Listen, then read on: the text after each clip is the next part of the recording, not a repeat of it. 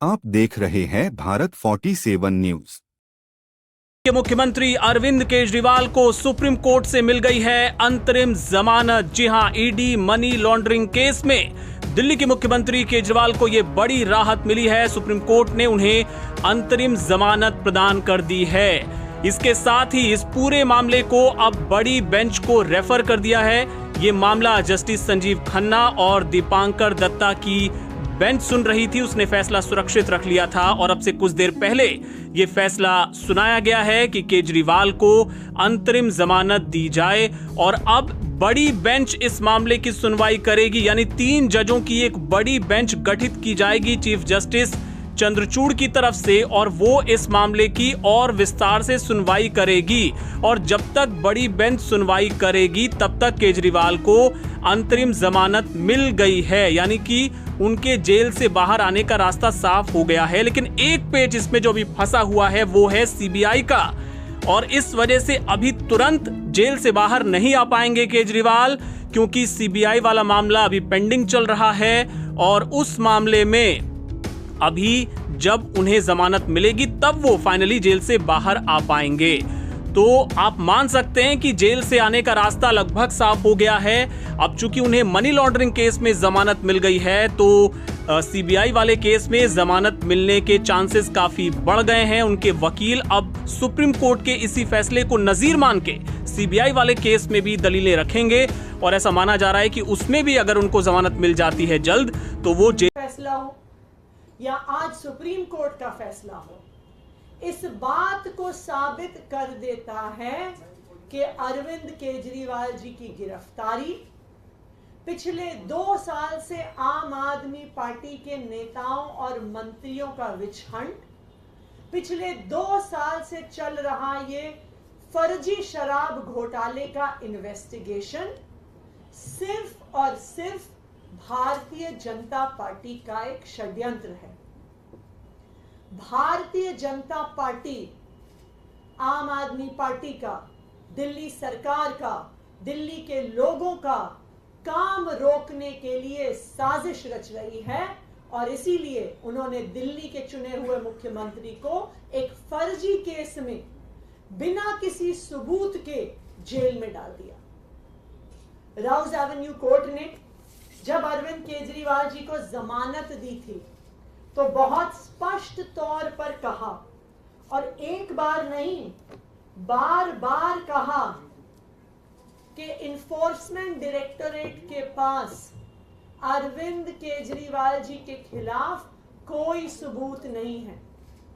उन्होंने यह भी कहा कि ईडी इस केस में एक बायस के साथ एक्ट कर रही है। ये कोर्ट के शब्द हैं, ये हमारे शब्द नहीं हैं।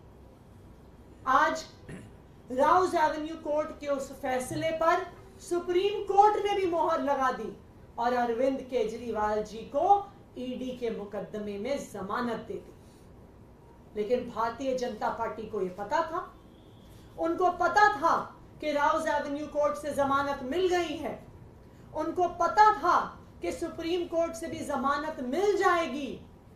इसीलिए उन्होंने एक और षड्यंत्र रचा, और सुप्रीम कोर्ट में जिस दिन अरविंद केजरीवाल जी की जमानत का केस आना था उससे पिछले दिन अपने एक और राजनीतिक हथियार सीबीआई से अरविंद केजरीवाल जी को गिरफ्तार करवा लिया। क्यों किया गिरफ्तार सीबीआई से? सिर्फ और सिर्फ इसलिए गिरफ्तार करवाया कि अगर ईडी के केस में जमानत मिल गई तो अरविंद केजरीवाल जी बाहर आकर 10 गुना स्पीड से दिल्ली के लोगों का काम करने लग जाएंगे, और भारतीय जनता पार्टी का षड्यंत्र रुकता नहीं है। इसलिए सीबीआई के केस में अरेस्ट किया। मैं आज भारतीय जनता पार्टी को यह कहना चाहती हूं कि इस देश के एक के बाद एक हर न्यायालय ने आपके षड्यंत्र का पर्दाफाश किया। एक के बाद एक न्यायालय ने कहा है कि अरविंद केजरीवाल जी के खिलाफ सबूत नहीं है, और आज एक के बाद एक हर न्यायालय अरविंद केजरीवाल जी को जमानत दे रहा है। मैं भारतीय जनता पार्टी को यह कहना चाहूंगी कि अपना घमंड खत्म करिए, अपना अहंकार खत्म करिए, और बाकी पार्टियों के खिलाफ, लोकतंत्र के खिलाफ षड्यंत्र रचना बंद करिए। सत्य परेशान हो सकता है लेकिन पराजित नहीं हो सकता। अरविंद केजरीवाल की ये जमानत आज पूरे देश के सामने ये साफ कर देती है कि अरविंद केजरीवाल सत्य के साथ खड़े थे, खड़े हैं और खड़े रहेंगे। अब मैं चाहूंगी कि संदीप जी और सौरभ जी अपनी बात रखें।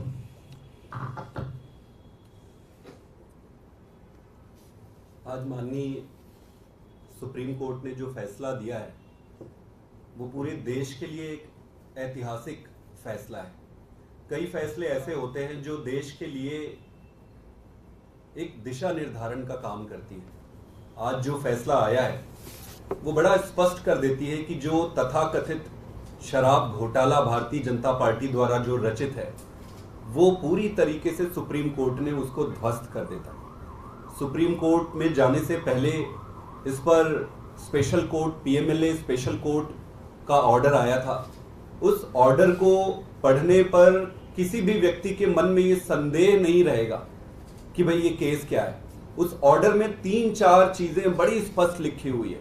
पहला कि कोई पैसे का लेन देन नहीं हुआ है। दूसरा, पैसे की कहीं एक चवन्नी की बरामद नहीं हुई है। तीसरा, अरविंद केजरीवाल जी का और पार्टी का दूर दूर से किसी चीज में कोई नाता ही नहीं है। जब करप्शन ही नहीं है इस पे तो नाते का सवाल ही नहीं है।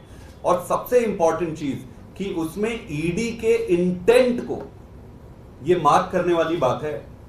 कोर्ट के ऑर्डर में ईडी के इंटेंट पे बड़ा क्वेश्चन मार्क लगा है कि ईडी जो है बड़े एक मैलिफाइड इंटेंट के साथ काम कर रही है। ये बहुत बड़ी बात है। जब कोई एक एजेंसी अपने खोटे नियत के साथ किसी पक्ष के साथ व्यवहार करती है तो वो बहुत गंभीर विषय हो जाता है।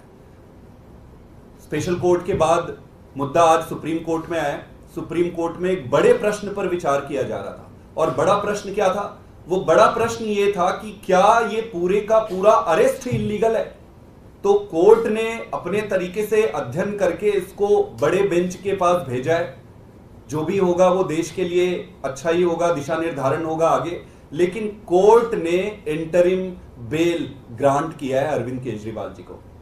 अब आपको ये समझना होगा कि पीएमएलए में जब सारे तथ्य और साक्ष्यों को देखकर सभी सबूत ये जो दिए हैं उसको एग्जॉस्ट करने के बाद ही ऐसे इंटरिम बेल या बेल दिए जाते हैं। तो मेरा ये सबमिशन है भारतीय जनता पार्टी से कि हर कोर्ट में आपको मुंह की खानी पड़ रही है और ये केस सिर्फ आपके द्वारा रचित एक सर्कस है। तो इस सर्कस को बंद करिए। देश का और जनता का और खास करके दिल्ली की जनता का समय व्यर्थ ना करें। नरेंद्र मोदी जी ने, अमित शाह जी ने और भारतीय जनता पार्टी ने इस देश को एक ही चीज दिया है। हर व्यक्ति का हर कार्यकाल की एक देन होती है कि भाई इसने क्या दिया, इसने क्या दिया, इसके कार्यकाल में क्या मिला।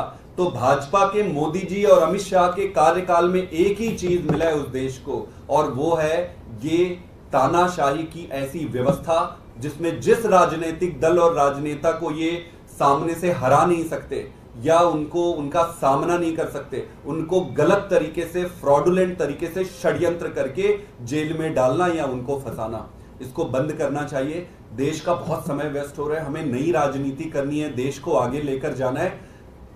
हम सब मिलकर जब अच्छी राजनीति करेंगे तभी देश आगे बढ़ेगा। मेरा ये फिर से रिक्वेस्ट है माननीय प्रधानमंत्री जी से और अमित शाह जी से कि ये गंदी राजनीति से बाहर आइए और अच्छी राजनीति करिए। मैं चाहूंगा कि सौरभ जी भी थोड़ा सा इस पर अपनी विचार रखें। आज जो सुप्रीम कोर्ट की double bench justice Sandeep Khanna, justice Dipankar Datta की बेंच ने जो सुप्रीम कोर्ट की छुट्टियों से पहले अपना ऑर्डर रिजर्व किया उसको आज उन्होंने सुनाया। उसके अंदर सुप्रीम कोर्ट के सामने ये सवाल थे कि अगर ईडी पीएमएलए एक्ट के अंडर सेक्शन 19 अरेस्ट करती है और अंडर सेक्शन 45 कोर्ट उसके अंदर बेल की बात सोचता है, तो सेक्शन 19 के अंदर जब ईडी जो एक एजेंसी है वो अरेस्ट करती है तो उसका जो डिसीजन है वो सब्जेक्टिव है, ऑब्जेक्टिव नहीं है। कोई तय सिद्धांत नहीं है किस पे वो अरेस्ट कर रहे हैं और वो सेक्शन 19 बेसिकली उन अफसरों की ओपिनियन है। तो अगर किसी कानून के अंदर बेल के प्रावधान इतने सख्त हैं जितने सेक्शन 45 में हैं, तो उसमें अरेस्ट का थ्रेशोल्ड भी हाई होगा। ऐसा नहीं हो सकता कि आप बात बात पे अरेस्ट कर लें और फिर बेल ना दें। अगर बेल आसान है किसी कानून में तो उसमें अरेस्ट भी आसान होती है, और अगर कानून में बेल मुश्किल है तो उसमें अरेस्ट होने भी, क्या लगा लो, कनेक्टेड तो है नहीं, इसको बिना कनेक्ट करे कर लेंगे। सर लाइव चल रहा है। तो बेल के सिद्धांत ये हैं कि अगर बेल मिलना किसी कानून के अंदर कठिन है तो उसके अंदर अरेस्ट का थ्रेशोल्ड भी हाई होना चाहिए। सुप्रीम कोर्ट ने need and necessity of bail के बारे में कहा, और सुप्रीम कोर्ट ने दूसरी बात ये कही कि इस मामले में अरविंद केजरीवाल जी करीब 90 दिन से ज्यादा पहले ही जेल में रह चुके हैं, लिहाजा उनको इंटरिम बेल दी जाए। तीसरी बात सुप्रीम कोर्ट ने कही कि अरविंद केजरीवाल जी के ऊपर एक मुकदमा है, ऐसे में वो मुख्यमंत्री रह सकते हैं या नहीं रह सकते हैं, ये फैसला कोई कानून कोई कोर्ट नहीं कर सकता, ये फैसला स्वयं वही कर सकते हैं। लिहाजा इसके अंदर कोई कानूनी बंदिश नहीं है। जो हमारे भारतीय जनता पार्टी के मित्र कूद रहे थे कि साहब वो उनके ऊपर मुकदमा हो गया, वो अरेस्ट हो गए, तो अरविंद केजरीवाल को इस्तीफा दे देना चाहिए, तो वो हाईकोर्ट में भी गए, हाईकोर्ट ने भी यही बात कही, और अंततः सुप्रीम कोर्ट ने भी यही बात कही कि वो मुख्यमंत्री रहेंगे या नहीं रहेंगे, इसमें कोर्ट कोई दखल नहीं कर सकता। ये बात आपके सामने रखी, और मैं अपनी तरफ से उन सभी लोगों को बधाई देना चाहता हूं जो इस केंद्र सरकार के अत्याचार से पिछले कई सालों से लड़ रहे हैं, और खास तौर पे पीएमएलए के कारण उनके ऊपर अलग अलग मौकों पे अत्याचार किया जा रहा है। सौरभ जी, पहले हेमंत सोरेन को भी रिलीफ मिला जस्ट आफ्टर द इलेक्शन, अब सीएम को भी मिला, ये किस तरह का? देखिए, मैं ये समझता हूं जुडिशरी भी आपके समाज का ही एक रिफ्लेक्शन होता है। आज पूरे देश में इस बात की चर्चा है कि जिसको चाहे भारतीय जनता पार्टी की केंद्र सरकार मुकदमों के अंदर फंसाती है, मुकदमों में फंसाने के बाद अपने राजनीतिक प्रतिद्वंदियों को जेल में डाला जाता है, जेल में डाल के उनके ऊपर एक प्रेशर बनाया जाता है कि यदि वे भारतीय जनता पार्टी के सामने सरेंडर कर दें, भारतीय जनता पार्टी के साथ मिल जाएं, तो उनके ऊपर वो मुकदमा कमजोर कर दिया जाता है। छापे भी इस तरीके से डाले जाते हैं। अब ये बात लगभग साफ हो गई है न्यायालयों के सामने कि ईडी के मुकदमे सिर्फ और सिर्फ राजनीतिक द्वेष की भावना से और उनको आम पृष्ठ करके भारतीय जनता पार्टी में लाने की भावना से केंद्र सरकार लगा रही है। तो कोर्ट्स इस चीज को रिफ्लेक्ट कर रहे हैं। इसी श्रृंखला में हेमंत सोरेन जी की बेल जो है हाई कोर्ट से हुई, अरविंद केजरीवाल जी की बेल तो लोअर कोर्ट से ही हो गई थी, आप देख सकते हैं। मगर जिस तरीके से ईडी रातों रात भागी, हाई कोर्ट के जज साहब ने बिना हाई कोर्ट का फैसला आए, ये इतिहास में पहली बार हुआ है, जिस जज ने हाई कोर्ट का फैसला ही नहीं पढ़ा, उसको यही नहीं मालूम कि लोअर कोर्ट ने किस बात पे बेल दी है, लोअर कोर्ट ने क्या दलीलें मानी है, क्या दलीलें खारिज की है, उस फैसले को बिना देखे हाई कोर्ट के जस्टिस साहब ने जो है उसके अंदर रोक लगा दी थी। तो वो भी जो मैसेज जो है मुझे लगता है पूरे समाज और जुडिशरी में गया है, और ये बात साफ है कि केंद्र सरकार एक विच हंटिंग कर रही है। लेकिन अभी सीएम बाहर नहीं आ पाएंगे 17 जुलाई को। देखिए, वो तो आतिशी जी ने भी बताया, कंसोलिडेट करेगा उनकी। देखिए बार बार पहले सुप्रीम कोर्ट ने इंटरिम बेल दी, पीएमएलए में मिलती नहीं है, उन्हें मिली, फिर लोअर कोर्ट में न्याय बिंदु जी ने उनको बेल दी, अब देश की हाईएस्ट कोर्ट ने उनको इंटरिम बेल दे दी। आप इस बात को समझिए, जैसे ही न्याय बिंदु जी ने अरविंद केजरीवाल को ईडी के मामले में बेल दी थी, ये बात केंद्र सरकार को समझ में आ गई थी कि अब गई भैंस पानी में, अब अरविंद केजरीवाल बाहर निकलने वाले हैं। इसीलिए सीबीआई जो है रातों रात अरविंद केजरीवाल के यहाँ गई, तिहाड़ के अंदर उनको उन्होंने अरेस्ट किया। 2 दिन के लिए फॉर्मेलिटी के लिए जो है 3 दिन की उनकी जो है इंटेरोगेशन करी।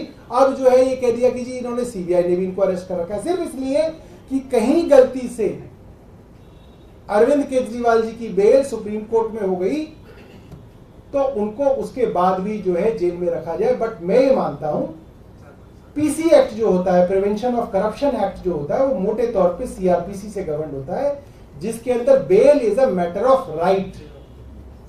इस सीबीआई की बेल के अंदर सीबीआई को साबित करना पड़ेगा कि इनको जेल में क्यों रखना है।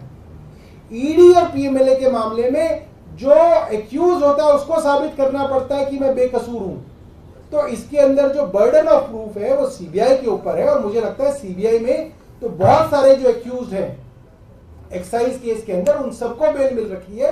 वो सिर्फ पीएमएलए के अंदर जो है उनको बेल नहीं मिली थी, जिसकी वजह से वो जेल में थे। तो it's a matter of I think some time कि ये सीबीआई की बेल के अंदर जो मामला आएगा तो हमें उम्मीद है उनको बेल मिलेगी और अरविंद केजरीवाल जी दिल्ली के लोगों की सेवा करने वापस जो है लौटेंगे। आप देख रहे हैं भारत 47 न्यूज।